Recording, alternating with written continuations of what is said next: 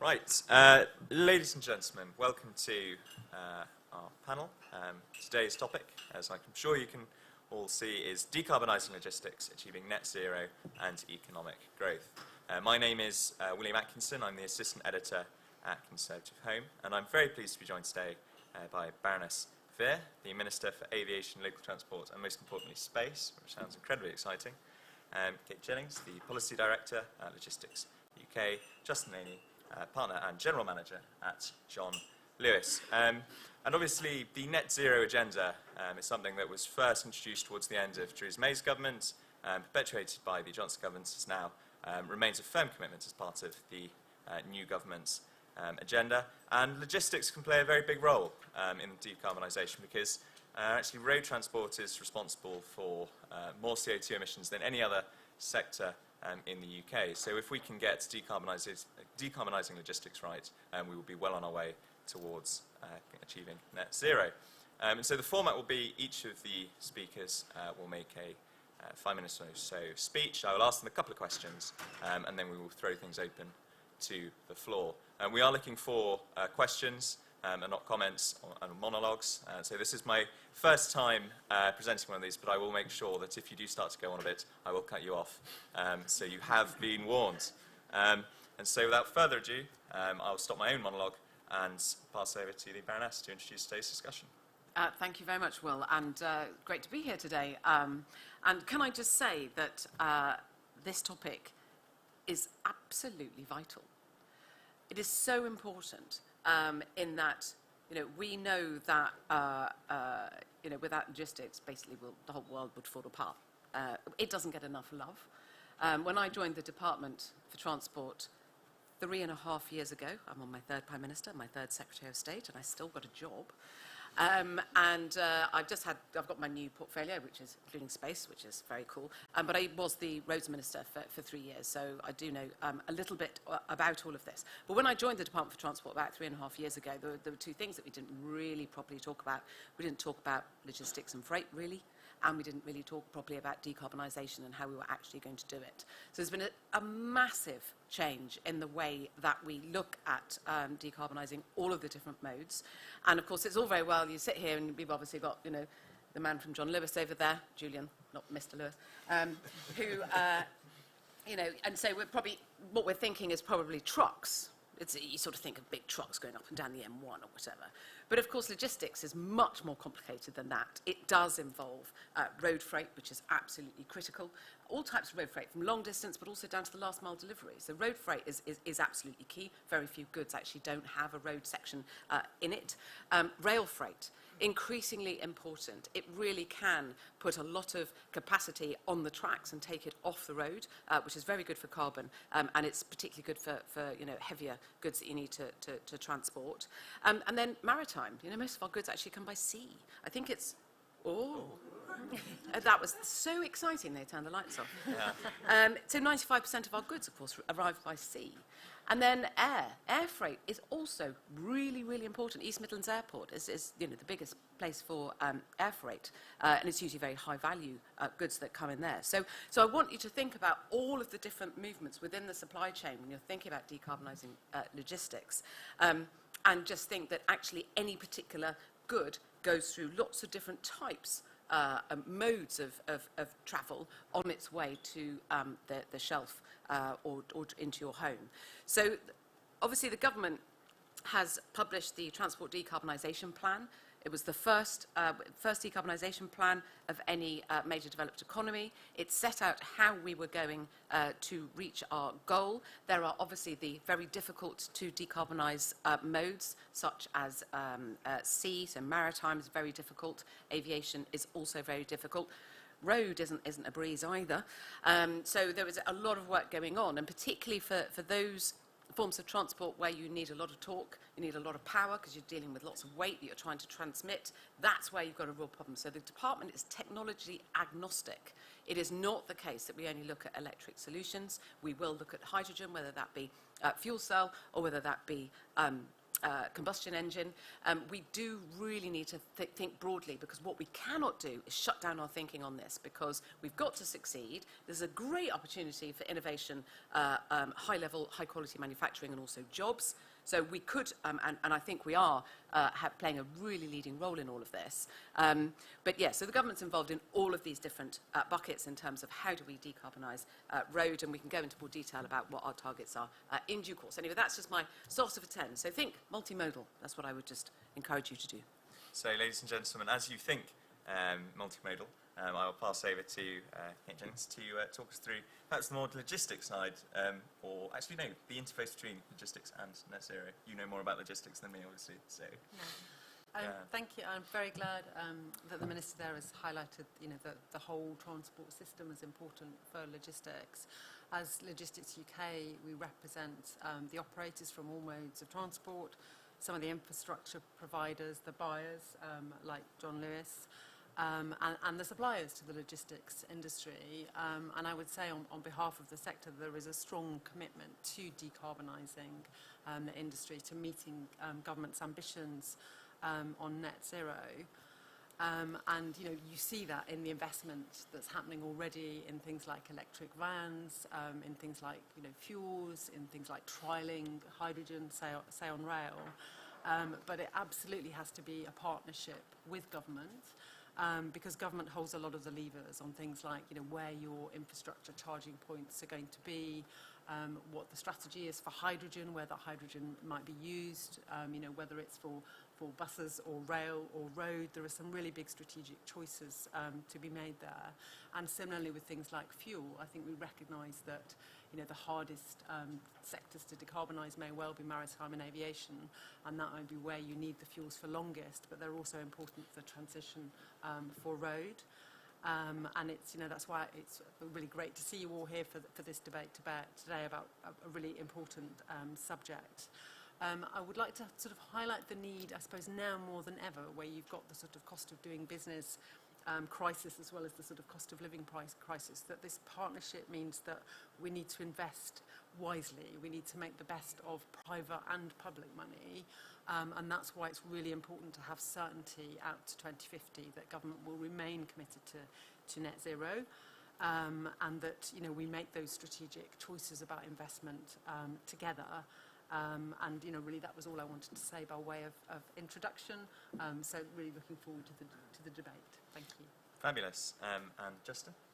Yeah, thank you. Yeah, I've been a fleet engineer and fleet manager for 37 years, which is quite scary. But it's never been more exciting. This is a true revolution going on at the moment within fleets. So great to be here. It also tells you, by the way, that I'm very, very old. But notwithstanding that, yeah, I manage the fleets for John Lewis Partnership. So that's both the John Lewis brand and the Waitrose brand. We have about 4,500 vehicles, and that's everything from vans right up to 44-ton articulated tractors and trailers. We have a strategy that we will electrify anything that we can electrify, and the smaller the vehicle and the shorter the range, the easier that becomes. As the Baroness Fear said earlier, that the heavy trucks, the heavy-duty long-distance trucks, are much more difficult. So, in the absence of an electric solution for those, we're using biomethane. We've been using biomethane in trucks now for a bit more than 10 years, and it's working very, very well. We see that as a really important transition fuel to a zero tailpipe. The biomethane trucks each save about 100 tonnes of CO2 per year. So again, that's a very good reason not to wait until we have a full electric solution. They're also quieter and smoother than diesel trucks, so the drivers prefer them. And the quietness means they're also very good for making urban deliveries, particularly out of hours. So a very good solution there. We have about 350 at the moment, 50 more coming in this year, and we've committed that all 600 of our heavy trucks will be running on biomethane by 2028. For lighter vehicles, it's still early days. That's mainly because the kind of heavier van that we need for home delivery hasn't really been available up until now. So we have 27 electric vans out there, another 50 coming in this year. But we expect to buy our last diesel vans next year. And we've committed that by by 2030 we'll have moved completely away from fossil fuel within our commercial vehicle fleet. So we've got a pretty rapid rollout of EVs expected going forwards. So we've also committed that we will be a zero carbon company by 2035. So some quite punchy commitments there, and they are commitments that they're not targets. They are properly costed, detailed commitments. There's probably three parts of this jigsaw to actually make this happen. One of them is engineering, and speaking as an engineer, of course I'm biased, I would say that, but engineering will play a very important role in developing the batteries and the powertrains and the infrastructure that we need for this. And it's great, at the risk of sounding like a politician, that in the UK we're in a very good place for that. You know, there's no coincidence that the majority of Formula One teams are based in the UK. That's an area where you have to take innovation and move it into practical application very, very quickly. So engineering is one part of it. The availability of properly sustainable fuel is another one, with a caveat that not all low carbon fuel is sustainable. So for us, one of the challenges is that how do we make sure that we can acquire sufficient properly sustainable fuel for our fleet, but be it biomethane or electricity or whatever it is. And the third one that's really, really important is having the confidence to invest. You know, we operate in a low margin business, so whatever we do, is motivated by carbon reduction and by doing the right thing for the planet. That's very much within our company culture, you know, as the UK's largest co-owned business. But it has to work from a business case point of view. And typically with low carbon vehicles, they cost more to buy, the infrastructure costs more. So the business case works around the energy cost being lower than it is for diesel. And that's worked for us up until now, but for the last year or so, the cost of energy has been very, very volatile, you know, for events that everybody knows about only too well. So a real challenge facing industry to decarbonise and facing government is how do we achieve that confidence in the business case going forward, so that the whatever we do to decarbonise still has a positive business case against diesel. I've probably spoken for far too long now, so yeah, thank you very much. I'll stop there. No, don't worry, that was fantastic. So before we move on to this question of confidence to invest, because I think that's a very crucial one, and I think it's something that's crucial from both a political perspective, but as you say, with the general sort of financial and energy and geopolitical chaos we've had for the last few years, it's not necessarily the time in which we're all particularly confident at the moment. So I think that's going to form a very big part of the discussion. But before we get to all that doom and gloom, I would like to ask Paris Fair, what do you think the opportunities for this sector are? Because we've spoken a lot so far about costs, about ambitious targets, and potentially how difficult it can be to move so rapidly towards a particular target. So I'd like to hear a bit more about what you think this sector can gain from the push to net zero. Oh, I think there's huge opportunities. I mean, we are already a world leader in various elements of decarbonisation. I think as we, you know, I'm not a fan of government trying to pick winners, but we're doing it nonetheless. And you know, we have invested £20 million in zero-emission road freight trials.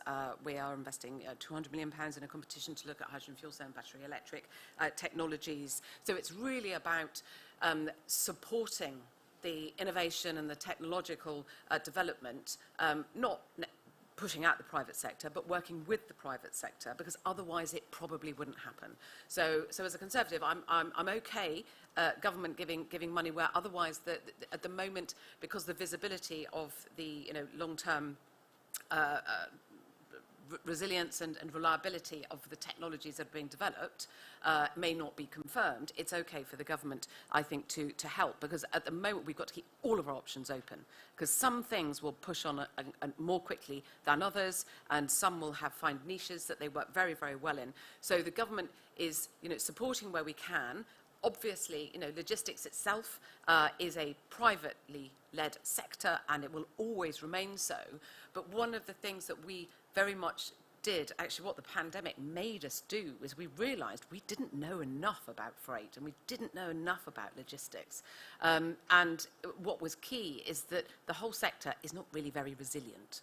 And I think, we all saw, certain things have happened which have caused, various bits of the supply chain to potentially, fall over. Obviously, we had the Suez Canal blockage, but all sorts of different things within the pandemic as well. When all of a sudden you cannot operate as you did before, it just sort of shows how resilience needs to be built up into the sector. So the same goes for decarbonisation. We need to make sure that we don't put all our eggs in one basket and end up in a situation which just doesn't work, and then the whole thing would fall apart. But we do have leadership in innovation and technology, and indeed in manufacturing. And I know that there are lots of very, very good companies out there trying new things, and it's up to the government to support them. Fabulous. So first, Kate, and then Justin. What more support do you think you need from the governments to have confidence to invest? Because obviously, as we've touched upon, there's an awful lot that might have disrupted your ability to invest in the last couple of years. So yes, first Kate, and then Justin. What more do you think the government needs to do?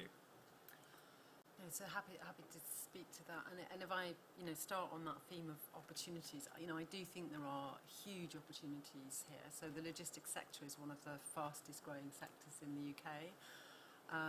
It contributes, massively to jobs and opportunities. Skills is one of the big opportunities I think that the sector creates, whether those are jobs today or those future skills around sort of decarbonisation.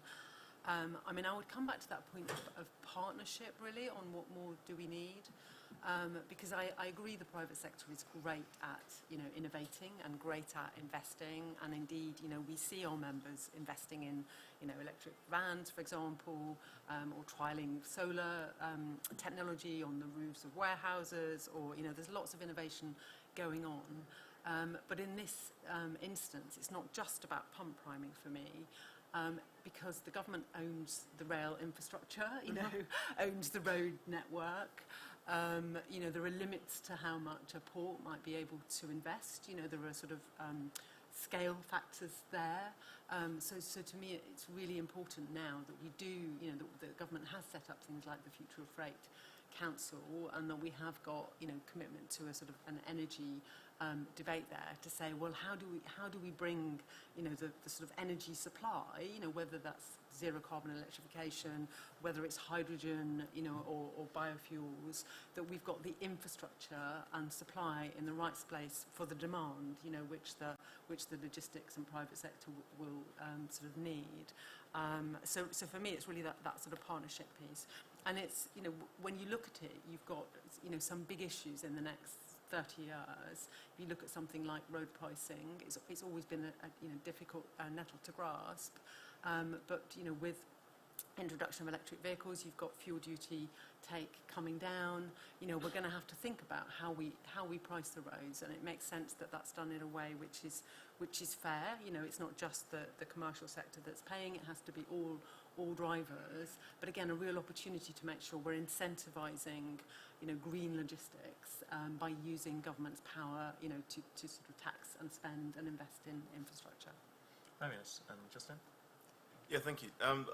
I guess there's probably two things I would pick out. One of them is that that biofuel prices and indeed low carbon prices are kind of driven really by fossil fuel prices, which is kind of ironic when you think about it. But biomethane, for example, you normally pay for that on a fossil gas index price. So it goes up and down with fossil fuels, and it'd be great to find a way of decoupling that. You can do that on scale, through having very large power purchase agreements for electricity or gas purchase agreements for gas, but something to help smaller operators in that, bearing in mind that the vast majority of UK operators are small businesses. That would be something that would be great to achieve. I'm not quite sure how it would be achieved, to be quite honest. But then again, there's this problem at the moment where different fuels pay different levels of taxation or pay no tax at all, and other fuels are subsidised. So some fuels have no subsidy but pay plenty of tax, such as diesel. Others pay both, such as biomethane, and others pay none at all, or or pay no tax at all, such as hydrogen and electricity. So that there needs to be a new way of combining that tax and subsidy to push the right behaviour, and that's maybe the opportunity to look at how do we decouple biofuels and low carbon fuels from fossil fuels to give that long-term certainty, or not necessarily certainty, but certainly to de-risk long-term the business case for those two things. I think the other one I would flag is that planning restrictions can be a real barrier to putting low carbon infrastructure in. You know, it can take literally years, and I think there is it's difficult enough when you're juggling the needs of landlords and planners and capital and uncertainty over how long you might want to stay in a building, etc., etc. But I think there is a real need there to speed up planning, and typically you don't want to build a gas filling station or an EV charging station in the middle of a forest. It's going to be somewhere on the edge of a logistics park or beside a motorway. It's going to be somewhere where its environmental effect isn't going to be great, probably. But I think that there's a strong case there for speeding up planning for that kind of infrastructure. I can see from the nodding heads in the audience that we might have one or two questions about planning when we get to the Q&A session. But just before that, I'd like to ask each of you in turn, if we do successfully reach all of these targets for decarbonisation, how different do you think the sector will look? Is the plan here with decarbonisation to essentially keep the sector as it is and do it in a way that is compatible with our net zero commitments? Or do you think this will actually require real fundamental change in how logistics in this country works? Maris? I think innovation will happen all the time, as it always does in logistics, and decarbonisation will go hand in hand with that. So, for example, one of the things that will hopefully happen in due course is that we'll be much better at utilising unmanned aircraft. So they are, obviously they're electric, and so they fit in the decarbonisation agenda. But actually they have many other benefits, and provided we can sort out the challenges around airspace and make sure that they're safe to operate, we've already used them to take medical supplies to the Isle of Wight. So it is entirely possible that innovations such as that will happen all of the time. Except what will happen now is we're unlikely to see innovations in the fossil fuel space, but that will just shift to other ways of thinking. So I do think that it does go hand in hand. I don't think any industry should ever look the same, and just because we've got a decarbonisation target doesn't necessarily mean that everything else should be set in aspect. And sometimes I say to people, because you get the sort of slightly skeptic-y people, so why are we bothering with this net zero nonsense, etc. And two of the things that I'm always really conscious about, and two of the benefits of decarbonisation, is noise and air quality. Both of which, I live on a busy road, the diesel buses go thundering past, waking me up. It's a real pain in the arse. If things are electrified, they are quieter. And we also know that you get better air quality. Now, it's not the case that tyre wear goes away completely, of course not, so you still get your particulates from that, but it is the case that it makes our general environment a much nicer place to be in. If all our John Lewis fans were all buzzing around, they're nice, quiet, they're like little tiptoeing around. I mean, imagine if our environment was everything was logistics, that was involved in logistics, was just substantially quieter and cleaner. I just think that would be a very pleasant thing to have. Obvious. Kate? So can I come at this from a sort of productivity perspective? The logistics sector is already, extremely efficient and highly productive, but I think there is potential to be even better. And I think innovation and zero carbon, partly because it's encouraged us to look at things like the freight network, as a sort of end-to-end journey, presents opportunities to drive productivity. And logistics is all about global trade, isn't it? It does mean we will have to look at some difficult questions like, where do we need night flights? Because we need the trade and the value of the air freight. And I think we saw during COVID just how adaptable air freight is, how amazing it was to get all of those, vaccines and et cetera, to the right place at the right time. But it's, I think there are real opportunities to look at the city. How do we design the city so that it works for freight? Something that Justin and I were touching on earlier. At the moment, if you look at London, for example, sometimes you've got higher carbon emissions than you need to, because the routes are not optimised, because the rules and regulations haven't modernised to reflect the fact that modern HGVs are not as noisy as they were in the past, and maybe some nighttime deliveries, in the city might be better. So, I think there is a real opportunity here to sort of say, well, how can we make sure the logistics system, continues to be, that model for efficiency and innovation. And you see also in our member businesses and factories, opportunities for robotics and AI and, again, electrification, so that the whole system is decarbonised and not just the road bit or the operator piece. And Julian? Justin. I'm sorry. I was slightly worried. I was slightly worried I was going to call you John, so I've made completely a different profile than one I thought I was going to make. So quite a lot, and much worse things, yeah. So anyway, Mr. Lewis. That's fine. No, sorry, Justin. I'd agree that logistics is very, very efficient in this country. It's been developed over decades through a series of sort of continuous improvement and shaving fractions of a penny of taking something from A to B. So it is very, very sophisticated. But it will change and it will carry on evolving for sure. I think two or probably three things to call out. Automation will certainly play a part, as it is in all industries. So we're seeing a lot more of that in warehouses. I think we'll see more automation in vehicles. So the long-distance heavy trucks. I think the autonomous long-distance heavy trucks, certainly one that can go between two distribution centres driverless, is not that far away, and that could change quite a lot. The use of data, for sure, it's kind of obvious that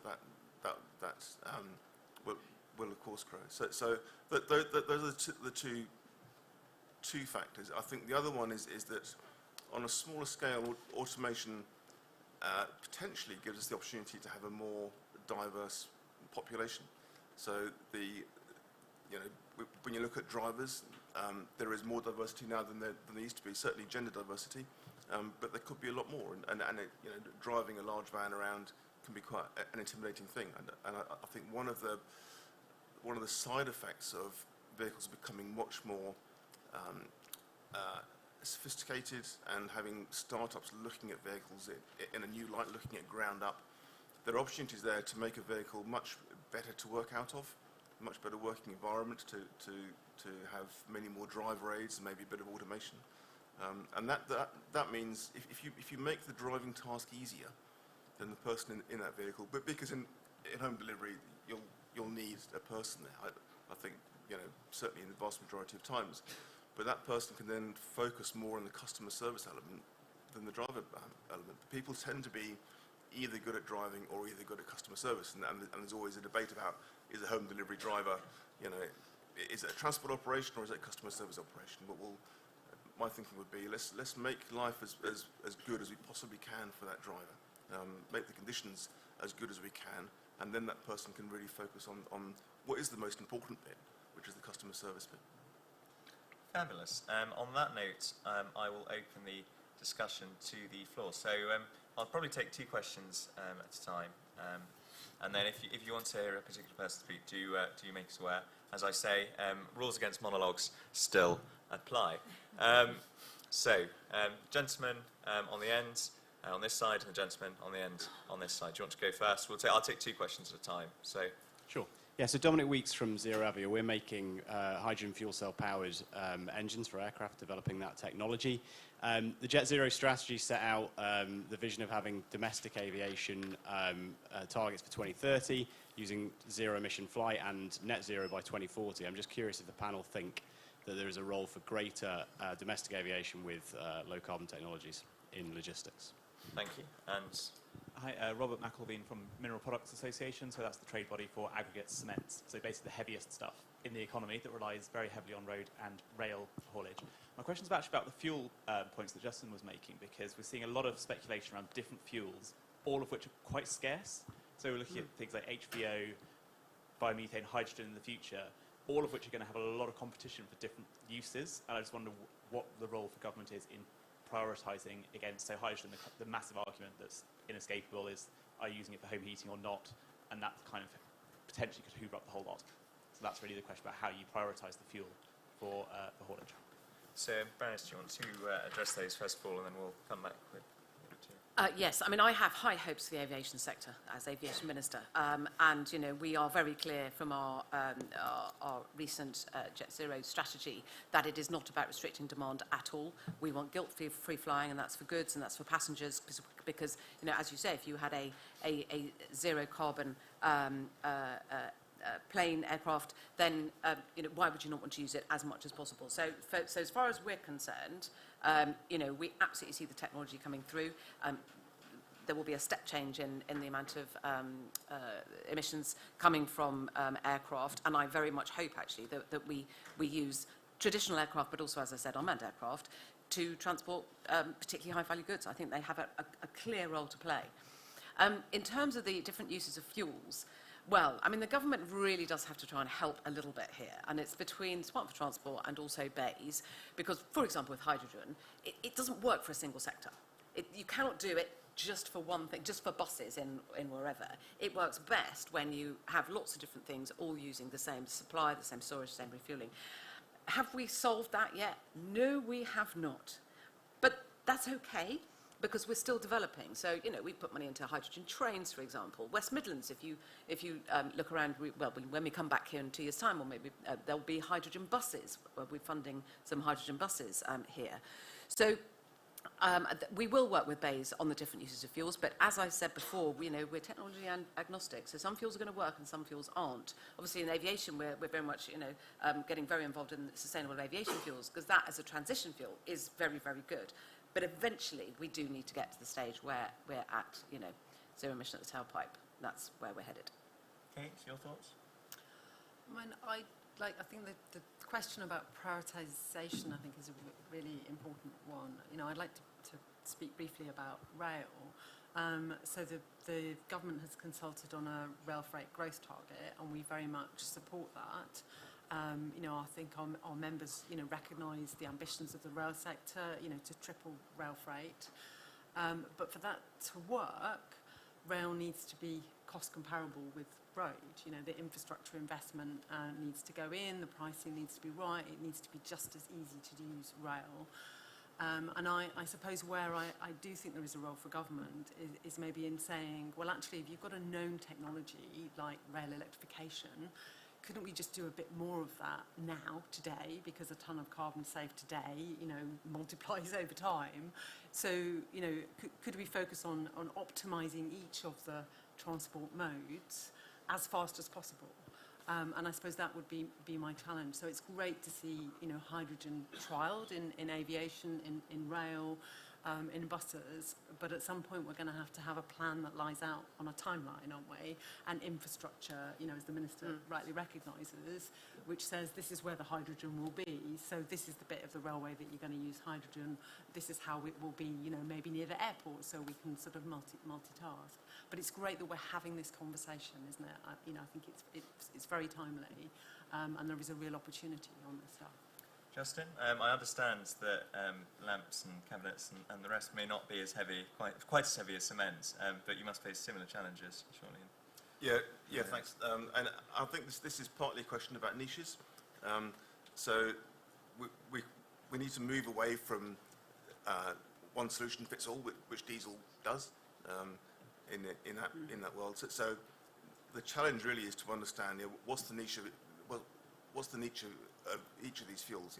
What's the role of electricity? I would argue, as I said, anything we can make electric, we probably should do. I think biofuels are good at filling in gaps. I mean, we have a farm, Waitrose own a farm, and we have a combine harvester. I think it's unlikely that we will be running that either on electricity or on biomethane in the near future. But HVO biodiesel or something like it could be a really good alternative. I think it's great to see the money being put in by DFT into these trials. 200 million for battery and fuel cell is a really substantial amount of money to properly answer that question. Because I think that is one of those decisions that probably has to be binary for long distance heavy trucks in the UK. I think government has to pick a winner, because if we're not careful, if some people are going battery, some people think hydrogen is the answer, some people think that overhead catenary is the answer, which personally I do. I thought it was mad when I first saw it, but I became convinced that of the three options, it's probably the least bad. But to actually have enough money there to put vehicles on the road and get those answers is great. But if we do try to develop all three at the same time and we leave it completely up to commercial businesses to decide, then it's not going to happen quickly. So I think that is one example where we need a government policy that says, right, the answer is X, whatever it is. If it's hydrogen, fine. Then everyone knows what the rules are, and then we can get on with the developing that infrastructure. So I should say at this point, hydrogen, not a cynic, but going back to the question about niches, I think there are two challenges that hydrogen has. One of them is that it's very difficult to transport and to store. And the other one is it's very inefficient for transport. So where there are alternatives, I think those are generally better, because in a time when the infrastructure is down, then the energy cost or the amount of energy that you're using becomes almost a proxy for the operating cost. So I fear that the hydrogen is going to be a very expensive option. Having said that, if you're operating trucks in northern Norway or possibly off-road machinery where you're miles away from any other energy source, it could well be the best answer. So it's not a question of good and bad fuels. It's a question of picking the right niche for each of these fuels. Splendid. Should we have another couple of questions? First we'll have the gentleman at the front on this side, and secondly we'll have the gentleman at the front on that side. Yes, Nick Connor from North West Wales Conservative Association. I'm certainly not a transport expert, and I'm here on the mission to learn, so apologies if this is a dumb question. I spoke to a delivery driver, must work for one of Kate's members, and what got me is they're self-employed. So the van he was using is something he took out of his own money and paid for himself. And it was an electric van. He said he was originally quite chuffed with it, but he said it was the biggest regrets in his life, because when he goes into certain towns, he is not allowed, the council won't allow him to charge it up. And then there's a conflict between, he goes into one area versus local council, they have certain set of rules with emission zones, and then goes into another area run by a different council, another set of emission zones, they have different charging. Now, I don't know what the solution is, and this is why my question is, how could central government fix what is a local government mess? Before central government answers that question, I'm bursting to. Hello, Ian White. I'm a councillor from Edinburgh. Excellent. Really, I suppose my question is around what should councils and the public sector be learning from the logistics industry around some of this? How quickly should we be looking to replace vehicles, for instance, given lifespan of vehicles, the cost in carbon as well as money in replacing them, and where does that sit when we have specialist vehicles? So like your combine harvester, we have specialist vehicles for tree cutting or sometimes for gully clearing at roads and things like that. So, Bernice, what would you... Very good. I'm going to do the first question. I'm going to completely swerve the second question because I don't know. you know who Kate is. It's all right. We've got an expert. And it's definitely not a dumb question, okay? So the local government has a huge role to play in decarbonisation, but also making sure that local areas work. So we've already talked about planning. And one of the things that you may or may not find quite surprising, 2/3 of local government have not updated their local transport plans since 2011. I put it to you, things have changed. What are they doing? So the problem with local government, and I love them all, is that they have hollowed out their local transport teams. Now, why does this matter for decarbonisation? Well, it matters because when I do my local transport plan guidance, which is coming soon, and it's going to be a great read, and in there we're going to put EV charging, because it's all part of how are we going to get things charged, and that's passenger vehicles and also goods vehicles as well. They've got to start thinking about their local economies, and they've got to start thinking about how these different vehicles are going to be charged. So that your delivery man, so he can still get, he would have got his discount on his plug-in van, so the government's still doing that, so that's really good. But we really, really need to get local governments to think about this, about EV charging. And then the other key thing, which somebody has also touched on already, road space reallocation. It is going to be the challenge of our times. I've also got the job as the active travel minister. So I really am going to be in the firing line with cycle lanes, with bus lanes, with freight wanting to stop. I can't solve that from Westminster.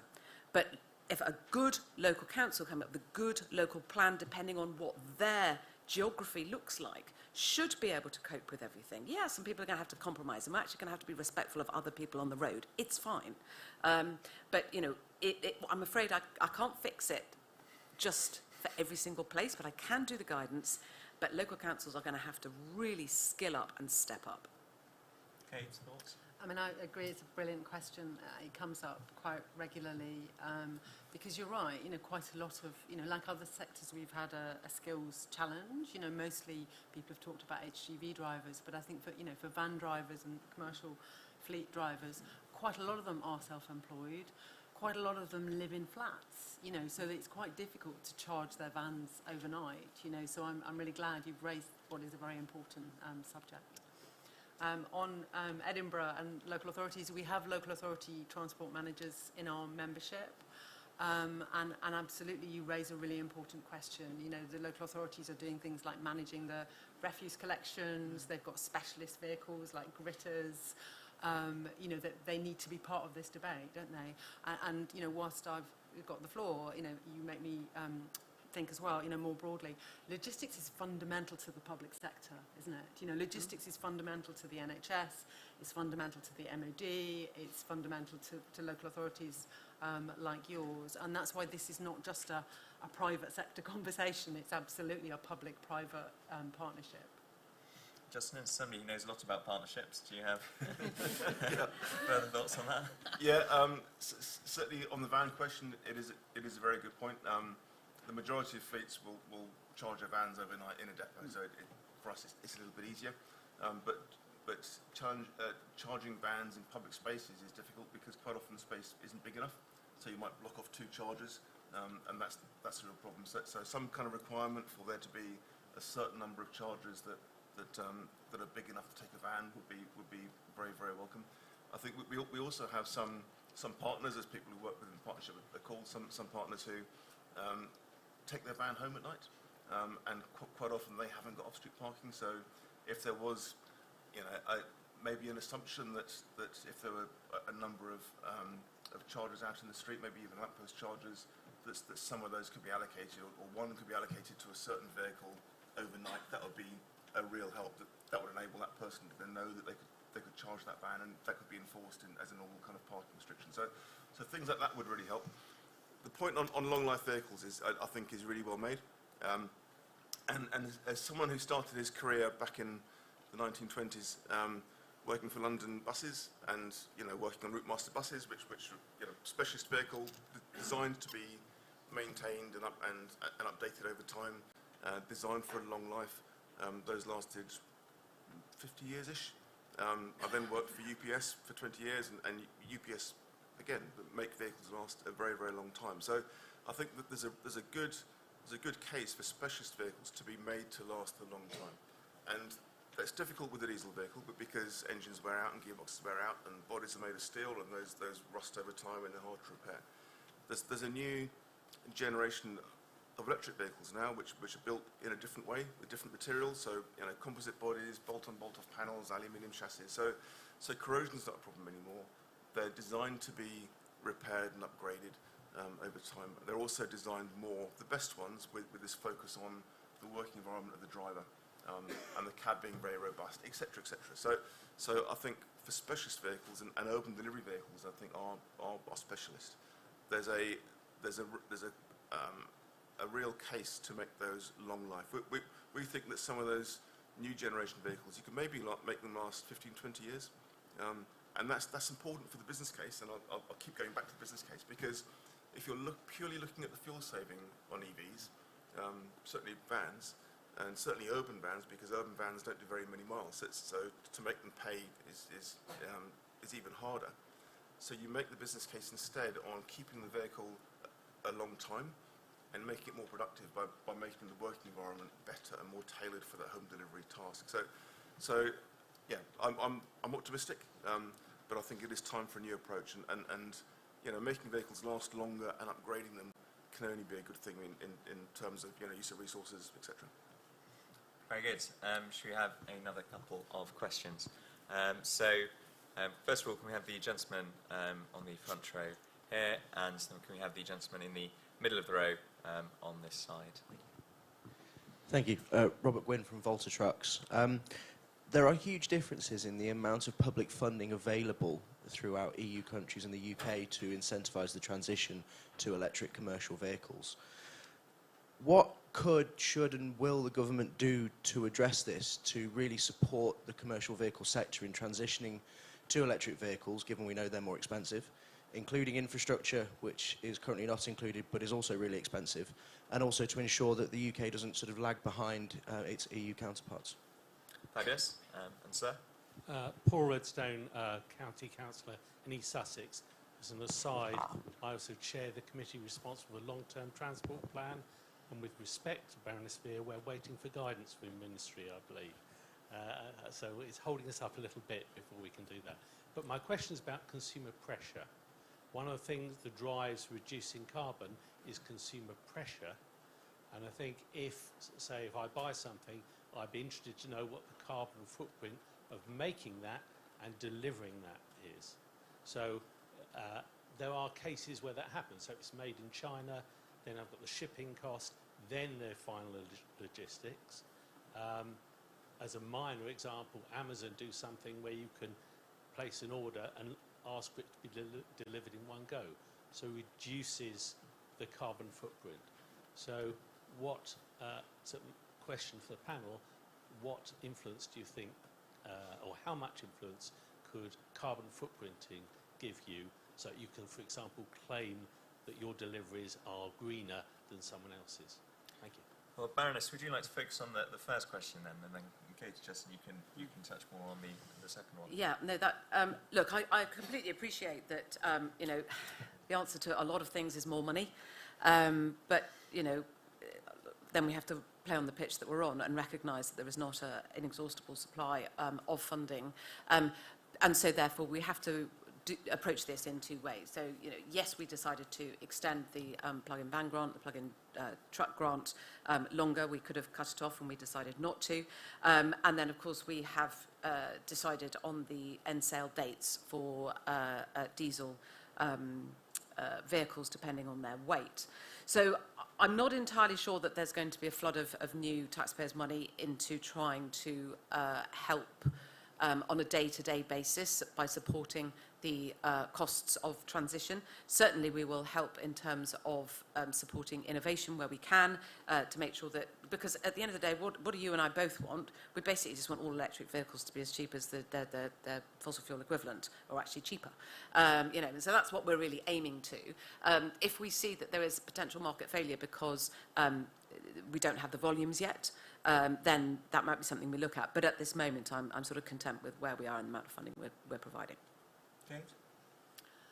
I suppose on the EU point, I think from where I'm sitting, so clearly logistics is a global market, and van manufacturers, HGV manufacturers, are global companies, and they're choosing where to put their inward investment, where to trial things, for example.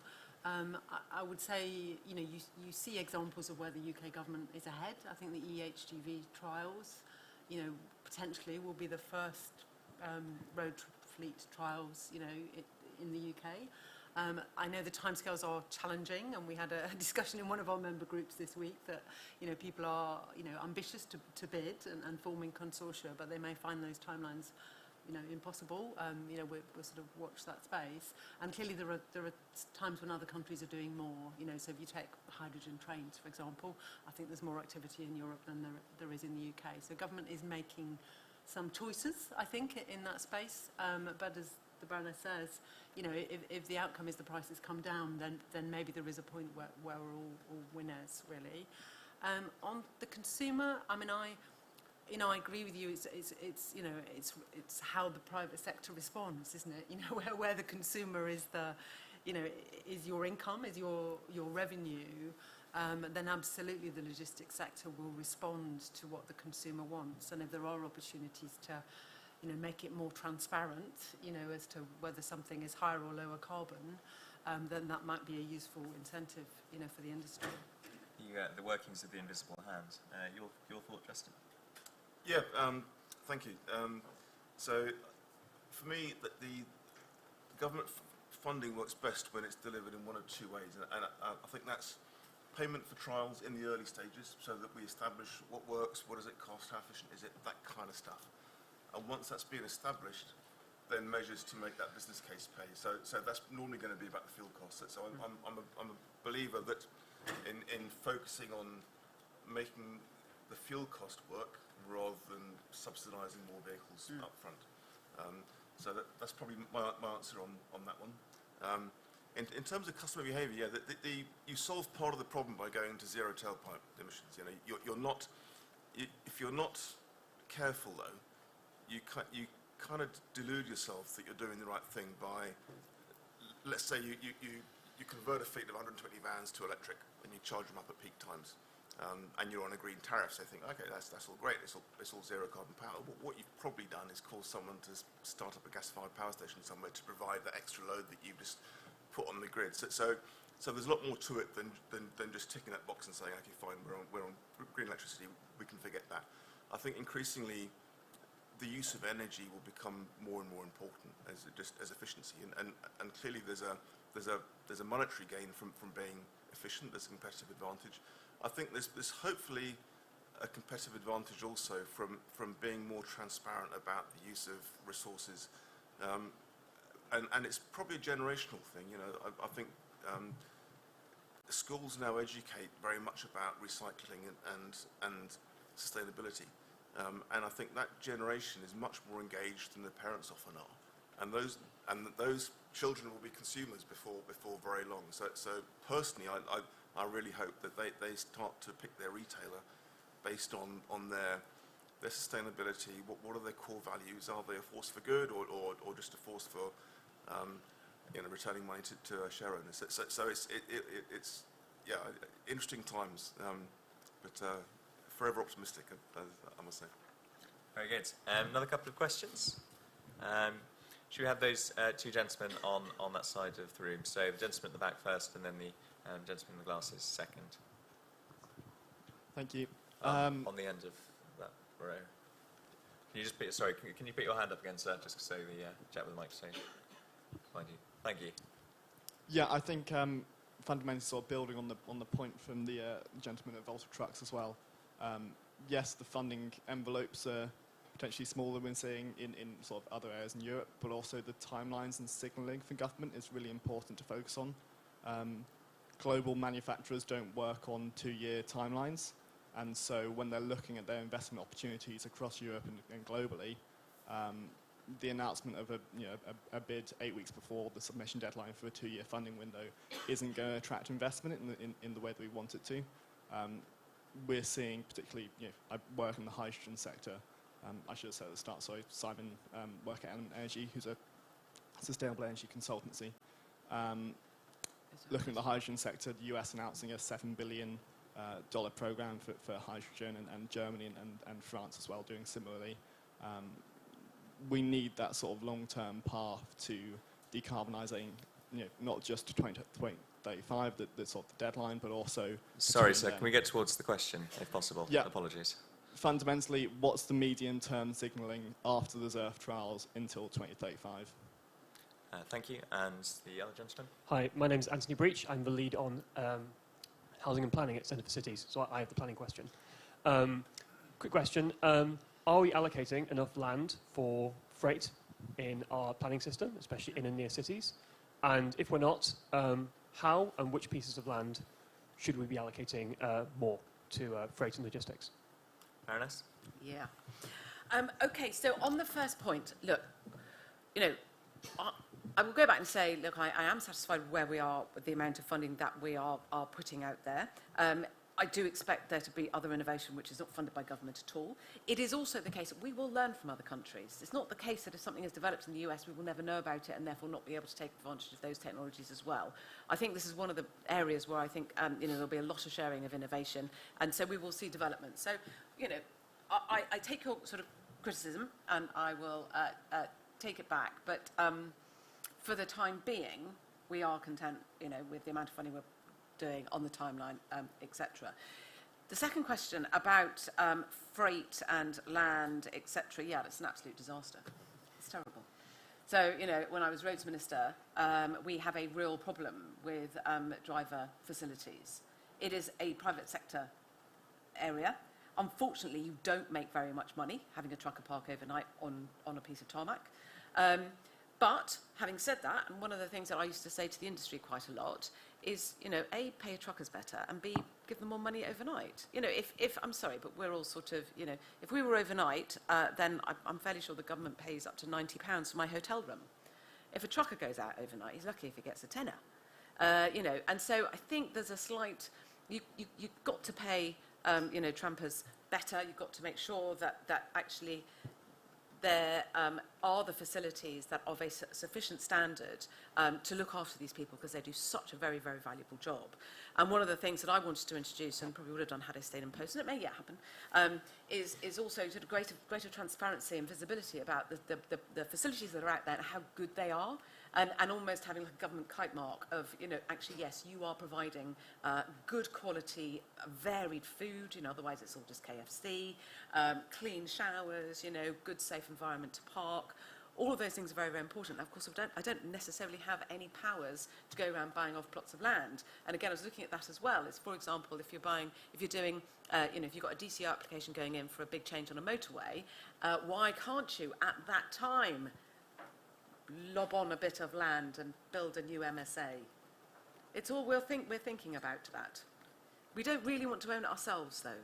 You know, that's the thing. It's got to be up to the private sector to step up, which goes back to the employers and for the whole system. So it's just by a bit of sort of nudging and gentle cajoling, I'm hoping it'll get better. Kate? Again, another really important subject, and yes, clearly there is something that doesn't work there. I think that the Baroness has raised a really important subject, and one that's very close to Logistics UK and in sort of freight facilities. I think DFT has just published its latest research on the facilities and the level of usage, and it highlights again that there's a real shortage of decent facilities. But I think the question, to me, this partly comes back to planning. Because your question was wider. It wasn't just about facilities, it was about land for freight. I think there is a sort of lack of sympathy, I suppose, at the local level for how fundamentally important freight is, really. And so when planning applications come forward for, warehousing, for facilities, I don't think they're always supported in a way that they should be. I mean, what we hear from our members is that they are prepared to put private investment into facilities. Sometimes they have invested a lot of money in taking forward a planning application and it hasn't been supported. So I think we need an honest conversation about how we solve that. And it's interesting intellectually when you think about it. The facilities that you need at the moment, for welfare, may well be the facilities of the future where you're charging your vans and HGVs and they have to be parked and charged overnight. So it feels like there is I'm an optimist. I think there's a real opportunity here to say, well, what can we do with the planning guidance updates? What could we maybe do with a bit of funding? I do wonder a little bit about what if you gave those local authorities some funding to co-fund some facilities or something. Are there opportunities to try new policy approaches to sort of unlock this? Because, getting it right is important for zero carbon, and it's important for goods on your supermarket shelves, and it's important for your infrastructure. When you're upgrading High Speed 2 or building nuclear power stations or something, they all need freight and logistics, don't they? Very good. Justin? Yeah, thanks. On the lead times question about vehicles, I kind of I agree. It is challenging to get bids in the timescales allowed for ZERF, and we're in the middle of doing that. So yeah, I do get that. Having said that, I think there is, in order to hit the kind of phase out dates for diesel, there's not an awful lot of time, and as an operator, you don't go out and just buy 200 trucks because you think that's the way forward of a new technology. You're going to borrow one. You're probably going to buy one or two for 1 year, run them for a year, see how they go. You then might buy 10 or 20, run those for a year, and it's only after that point you're going to get into a kind of rollout. And that's, you're also on a kind of typically on an annual capital approval process. So you'll be, if you've got a bright idea this year that you think powering trucks on baked beans is the way forward, you'll apply for the capital for the trial next year. You kind of build in a 3 or 4 year lead time straight away. So if you work back from the phase out dates, you haven't got much time in order for decisions to be made about what's the right technology for long distance heavy trucks. On the point about land, yeah, I can completely get that. There's all sorts of challenges, and often getting a landlord who will approve it, and planning we've talked about. But one of the areas I think where government can intervene is the uncertainty and the cost of upgrading the power supply coming into your building. And we do have the situation where if you're the company that triggers that upgrade to the local power supply in your area, you've got to pay for the whole upgrade. You don't actually own the assets, but you're paying for other people benefit from that later on. So I think there is a very strong case for government to take some charge over that and protect the kind of end user from those costs. And I know that there's some work being done on that subject, but that's a key blocker, and it's one of those things that generates uncertainty, which is always bad. So for example, we'll need to put about 3,000 electric vans on the road between now and 2030. There's about 200 sites that will need charging infrastructure. And we know most of the costs. The ones that we don't know yet are those costs of upgrade, and it's very hard to predict what they're going to be. Very good. Looking at the time, could we possibly have a final couple of questions, if people have still got questions they want to see answered? In that case, if we haven't got any more questions, can I ask Baroness, can you sum up today's discussion and where we are likely to go forwards with decarbonising logistics? I mean, what has really struck you about what we've discussed today, and about what Conservative Party members and others indeed Thanks, most Will. important to us? No, I mean, look, I've really enjoyed the conversation today. It is, I think we can all agree, it's hugely complex. We have ended up, as I expected, very much focusing on road freight, but we must think about the other elements as well. And what I'm quite relieved about is no one sort of asked the question of are we going to still bother with net zero? I do think that is going to be the case. I don't think that there is sufficient political will to significantly diminish our commitment to decarbonisation. But I also think that improving air quality and noise it goes hand in hand with reducing carbon and makes our environment so much better. So I'm really grateful to all of the comments and the questions that we've had today. I think from the Department of Transport's perspective, we have come a long way. We still have a long way to go, but at least we have started plotting our route forward. We don't know which technology is going to be the winner. I don't think, I will disagree with Justin on this one thing, is that I just want to keep all options open for as long as possible, just in case. And with that, ladies and gentlemen, thank you for attending today's event. And please can we have a hand for all our panellists for giving up their time today.